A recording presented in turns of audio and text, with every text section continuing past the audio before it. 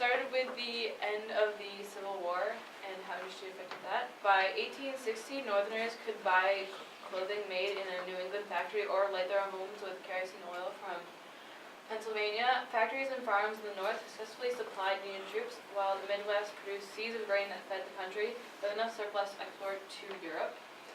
And in the West, mining and agriculture were the foundations of life. Along with textile mills, shoe factories, and iron foundries, firms like McCormick Harvesting Machine Company or the Colt Company displayed the technical advances of northern manufacturers. Wait, go back. What's your picture? Go Our back. picture Is that a factory? factory. Wow. It's factory. Civil War era factory. Most likely the North, yes. Okay. What does it make? Guys, Planters broke up large farms into smaller plots, tended to be single families in exchange for a portion of the crop. Cotton remained the most significant crop. The war changed how it was grown, so sharecropping was employed. Americans found that their cotton now competed with new cotton plantations around the world. Lacking the means to buy their own farms, black families often turned into sharecropping. Sharecropping often led to cycles of debt that kept families bound to the land. For the South as a whole, the war and Reconstruction marked the start of a period of deep poverty that would last until at least the New Deal of the 1930s. The North would not regain the pre-war pace of industrial and commodity output until the 1870s. The war provided beneficial for the northern farmers, responded to labor shortages, which with greater use of mechanical reapers, which boosted yields.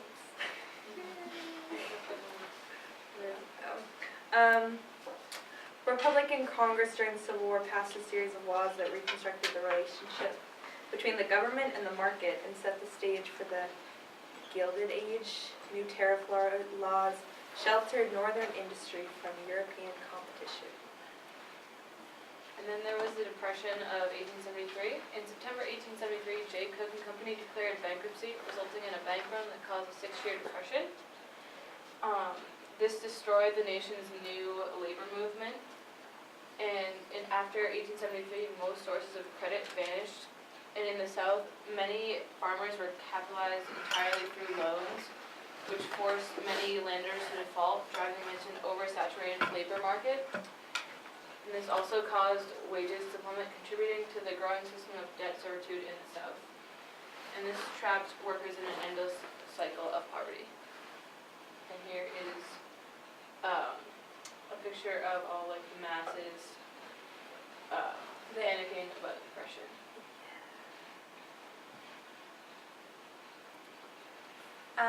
Railroads were also important in the Industrial Revolution.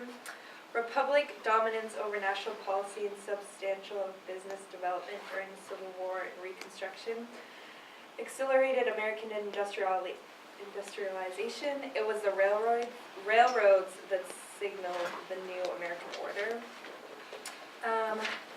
National railroad mileage tripled in the 20 years after the outbreak of the Civil War, and tripled again over the 4 decades that followed. The railroads created the first great concentrations of capital, spawned the first massive corporations, made the first of the vast fortunes that would define the Gilded Age, unleashed labor demands that united thousands of farmers and immigrants that also linked to many towns and cities. Railroad companies were the nation's largest businesses. Railroads impelled the creation of uniform time zones across the country, gave industrialists access to remote markets, and opened the American West. Oh, and that picture is just people working on railroads. Their huge expenditures spurred countless industries and attracted droves of laborers. And as as they crisscross the nation, they created a national market, a truly national economy, and seemingly a new national culture. And this is a picture, all the red are railroads that connected the nation. They were more popular in the north compared to the south. Do you want to go? Transcontinental Railroad. No railroad enterprise so captured the American imagination or federal support as the Transcontinental Railroad. The railroad crossed western plains and mountains and linked the west coast with the rail networks of the eastern United States.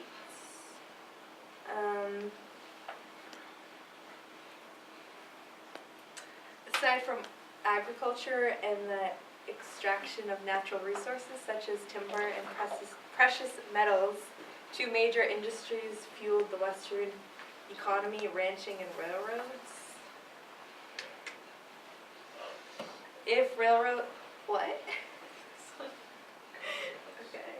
Okay, if railroads attracted unparalleled subsidies and investments, then they also created enormous labor demands. By 1880, approximately 400,000 men, or nearly 2.5% of the nation's entire workforce, labored in the railroad industry. Many wage earners had traditionally seen factory work as a temporary stepping stone to their small businesses or farms.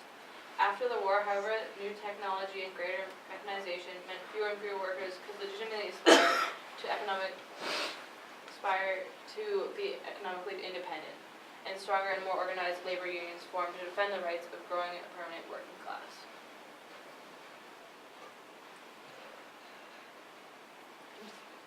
Railroads brought cattle from Texas to Chicago for slaughter, where they were then processed into packaged meat and shipped by refrigerated rail to New York City and other eastern cities.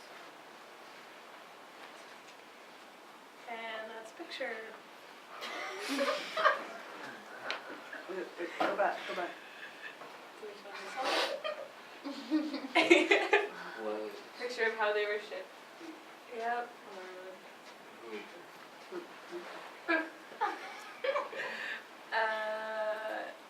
Planes.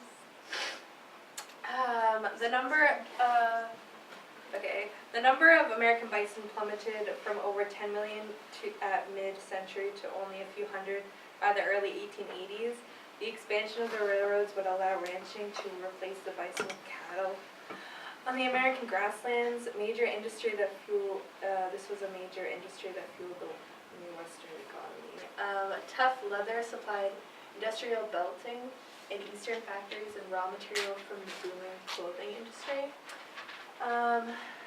American bison slaughter peaked in the 1870s. The first cattle drives across the Central Plains began soon after the Civil War. Railroads created a market for ranching. It was this national network that created the fabled cattle drives. Ranching was just one of the many Western industries that depended upon the railroads. By linking the plains with national markets and moving millions, the railroads made the modern American West.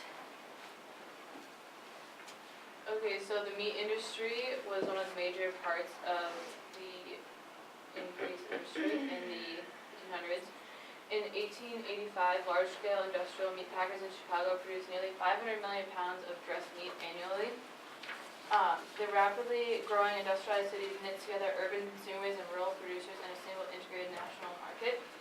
This fueled massive environmental transformations across the Midwest and Great Plains, and Chicago became the gateway city, a crossroads connecting American agricultural goods, capital markets in New York and Europe, and consumers from all corners of the United States. And this is a picture of a butcher's shop in Chicago. And more butcher shops in Chicago. Well, that one, go back. That one was the Chicago meatpacking. Right, so these two, one was butcher shop, but these are actually the meatpacking industry themselves.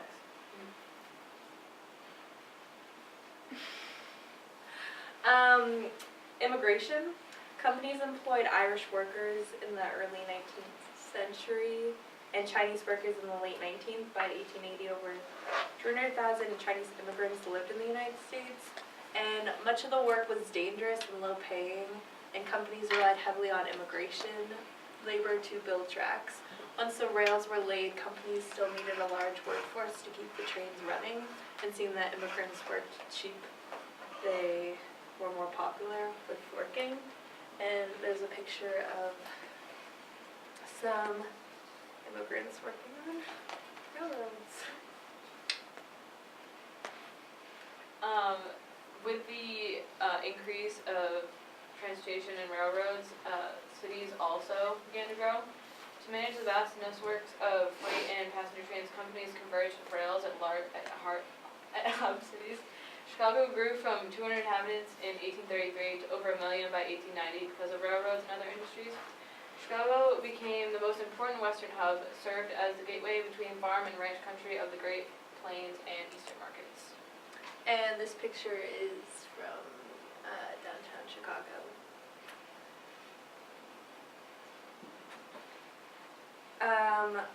The Great Railroad Strike of 1877.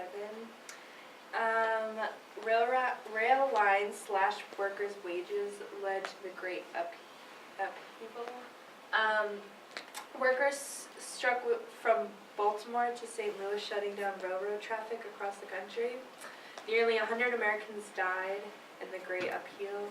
Workers destroyed nearly $40 million worth of property. The strike shocked the country. It convinced laborers of the needed institutionalized unions and persuaded businesses of the need for further political influence in government aid.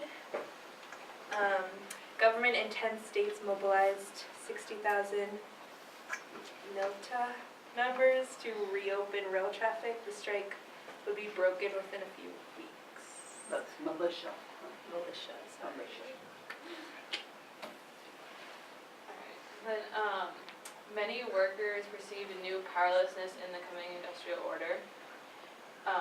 Growing labor unrest occupied industrialization. Skills mattered less and less in industrialized and mass-producing economy. Long hours, dangerous working conditions, and difficulty of supporting a family on meager, unpredictable wages compelled armies of laborers to organize and battle against the power of the capital. Their power as individuals seemed even smaller and more insignificant when companies grew in size and power and managers grew flush with wealth and influence.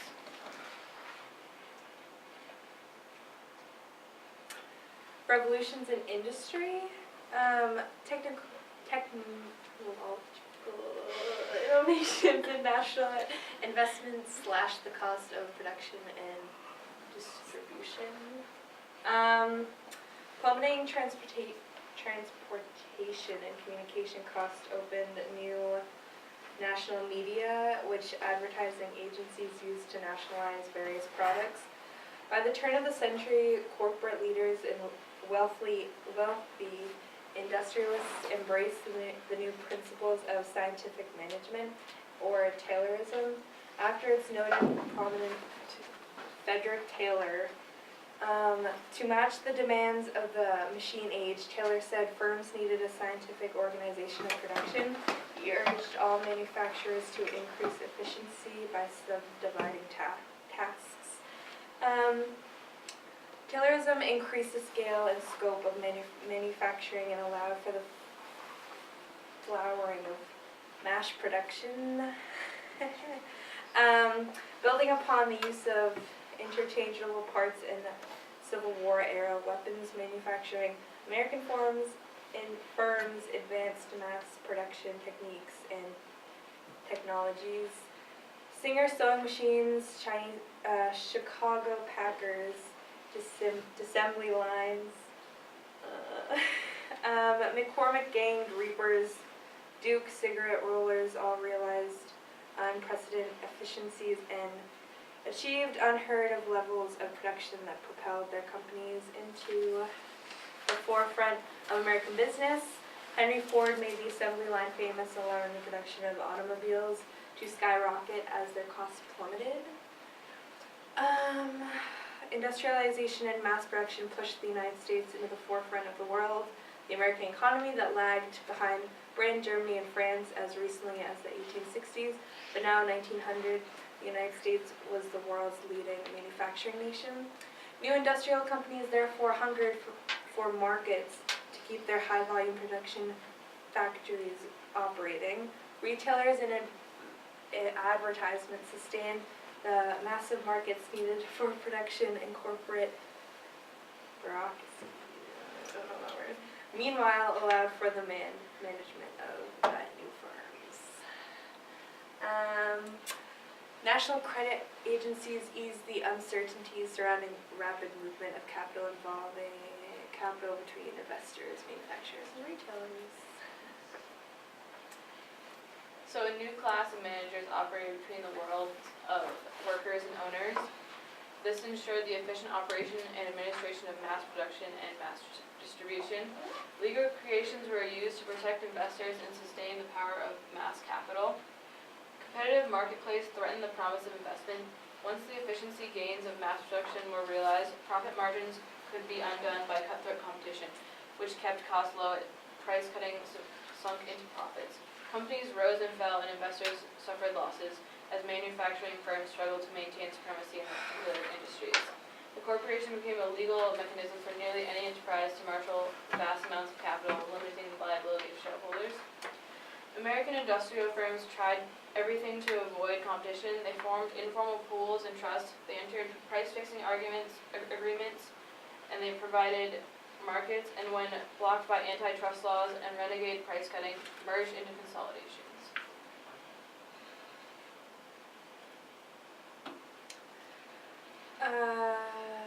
Consolidation in nearly every major industry, newly consolidated firms such as General Electric and DuPont utterly dominated their market.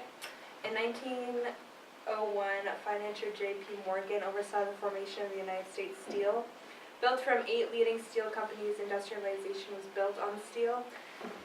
And one firm, the world's first billion-dollar company, controlled the market. The first financial and industrial titans including railroad operators such as Cornelius Vanderbilt, oilmen such as J.P. Rockefeller, steel mongols such as Andrew Carnegie, and bankers such as J.P. Morgan, won fortunes that are still among the largest the nation has ever seen. In 1890, the wealthiest 1% of Americans owned 1/4 of the nation's assets. The top 10% owned over 70%. By 1900, the richest 10% controlled perhaps 90% of the nation's wealth. In 9 years, 4,000 companies, nearly 20% of the American economy, were folded into rival firms. 41 separate consolidations, each controlled over 70% of the market in their respective industries.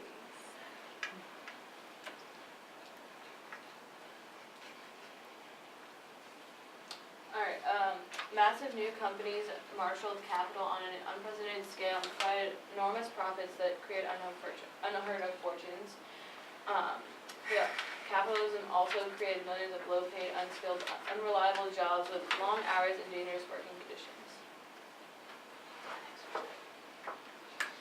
Charles Darwin had the idea, or the theory of social Darwinism, where all species and societies were governed by a relentless competitive struggle for survival.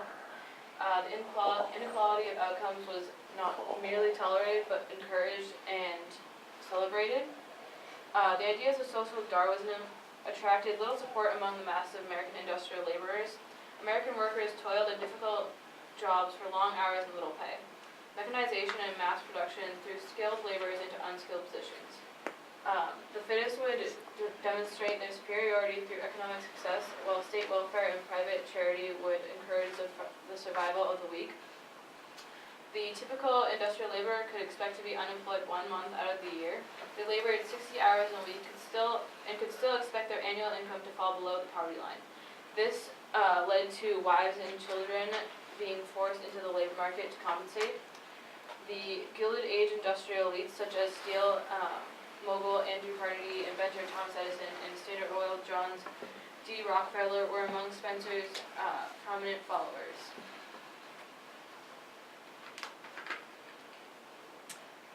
Politics. Although both major political parties facilitated the rise of big business and used state power to support the interests of capital against labor, big businesses looked primarily to the Republican Party. Republicans became the party of business and they dominated American politics throughout the Gilded Age. And the first several decades of the 20th century, Republic dominance maintained a high protective tariff and imported tax designed to shield American businesses from foreign competition. It provided the protective foundation for a new American industrial order, while social Darwinism provided moral justification for national policies that minimized government interference in the economy for anything other than the protection and support of the business. And the Republican Congress gave millions of acres of dollars to railroad companies. Okay, so during this time of industrialization, there were many strikes. In 1892, the Amalgamated Association of Iron and Steel Workers struck at one of Carnegie's steel mills in Homestead, Pennsylvania. After repeated wage cuts, workers shut the plant down and occupied the mill. In 1894, workers in George Pullman's Pullman car factory struck when he cut wages but kept rents and utilities in his company town constant. The American Railway Union launched a sympathy strike. They would refuse to handle any pull cars thousands of workers struck and national railroad traffic ground to a halt. In Chicago, police forces killed several workers while breaking up protests at the McCormick Reaper Works. Labor leaders and radicals called for a protest at Greenwich Square on the following day, which police also proceeded to break up, but as they did, a bomb exploded and killed 7 policemen. Then the police proceeded to fire into the crowd, killing 4. The plant's operator, Henry Clay Frick, immediately called in hundreds of Pinkerton detectives, but the steelworkers fought back. The Pinkertons tried to land by river and were besieged by striking steelworkers. After several hours of pitched battle, the Pinkertons surrendered, ran a bloody gauntlet of workers, and were kicked out of the mill grounds. But the Pennsylvania governor called the state militia, broke the strike, and reopened the mill. Unlike the other strikes, the Pullman strike was not, they did not call in for a state militia. But in July, President Grover Cleveland dispatched thousands of American soldiers to break the strike. The degrading conditions of industrial labor sparked strikes across the nation. The final 2 decades of the 19th century saw over 20,000 strikes and lockouts in the United States. Farmers. Americans farmers also lashed out against the inequalities of the Gilded Age and denounced political corruption for enabling economic theft. As the decades, the expanding markets and technological improvements that increased efficiency also decreased commodity prices. Commercialized of agriculture put farmers in the hands of bankers, railroads, and various middlemen. As the decades passed, more and more families fell even farther into debt, lost their land, and were forced to enter the industrial workforce, or especially in the South, became landless farm workers. So, the rise of industrial giants. They reshaped the American countryside and the Americans who called it home. Railroads, spur lines, telegraph lines, and credit crept into farming communities and linked rural Americans who still made up the majority of the country's population, with towns and regional cities, American financial centers in Chicago and New York, and eventually London, and the world's financial market. Question. Yeah. What is a spur line and what's a telegraph line? Spur lines are like the lines that go out of railroads, so it's like increasing the widespread of railroads. Lines you use to send telegraphs. You can look it up. No, you're Alright, meanwhile, improved farm machinery, easy credit, and latest consumer goods flooded the countryside, but new connections and new conveniences came at a price. They staked their financial security on national economic systems subject to rapid price swings, rampant speculation, and limited regulation. Frustrated American farmers attempted to reshape the fundamental structures of the nation's political and economical systems they believed in rich, parasitic bankers and industrial monopolists at the expense of many laboring farmers who fed the nation by producing its many crops and farm goods. Their dissatisfaction with an erratic and impersonal system put many of them at the forefront of what would become perhaps the most serious challenge to the established political economy of the Gilded Age America. Mass production and businesses consolidated spawned giant corporations that monopolized nearly every sector of the U.S. economy in the decades after the Civil War. In contrast, the American power of the industrial farmer sunk into oblivion. They would share machinery, bargain with wholesalers, and negotiate higher prices for their crops. Over the following years, organizers spread from town to town across the former Confederacy, Midwest, and the Great Plains, holding evangelical-style camp meetings, distributing pamphlets, and establishing over 100,000 alliance newspapers. At its peak, the Farmers Alliance claimed 1.5 million members, meeting in 40,000 local sub-alliances.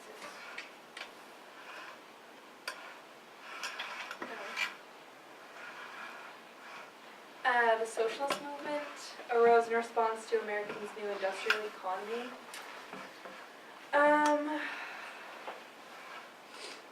Guys, how many more after this? I see what your problem is, by the way. How many more after this one? There's one more. Oh, okay.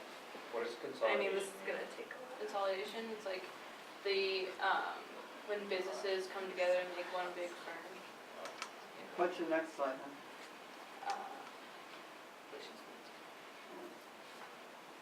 Okay, you can probably just give me the down and dirty on the socialist movement and relate it to your topic of industry and business. Okay.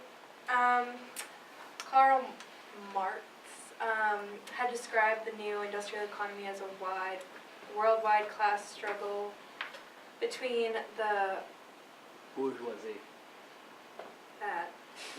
who owned the means of production, such as factories and farms, and the Proletariat. factory workers and tenant farmers who worked only for the wealthy of others.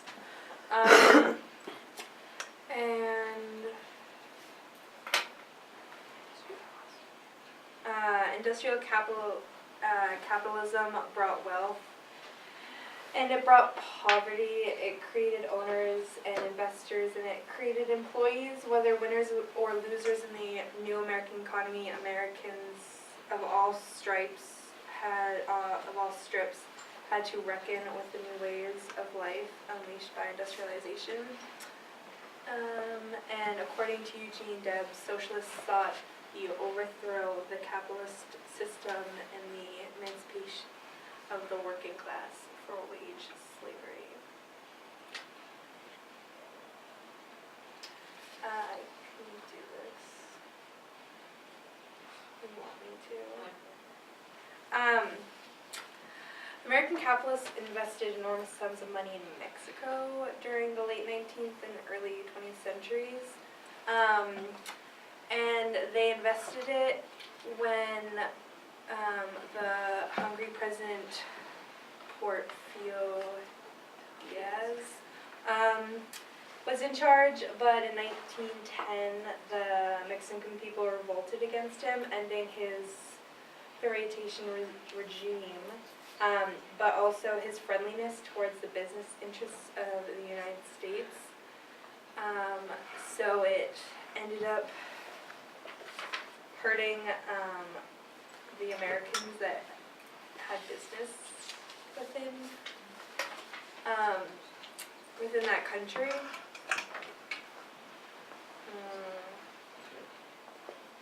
Yeah, that's some of it.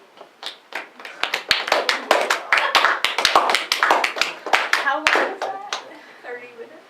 Yeah. Oh. Well, guys, what do you think the problem was? Why that was so Too much detail. too much detail? And you notice that after, and it's glaring, you did a great job, really, right on, So like 17. up Until until you we up into the got rid of the pictures. technological innovations. And then what you did, you had all text and explained it. Yeah. So you like trashed what had and done, and that was, I mean, quite frankly, ineffective. Oh, wait.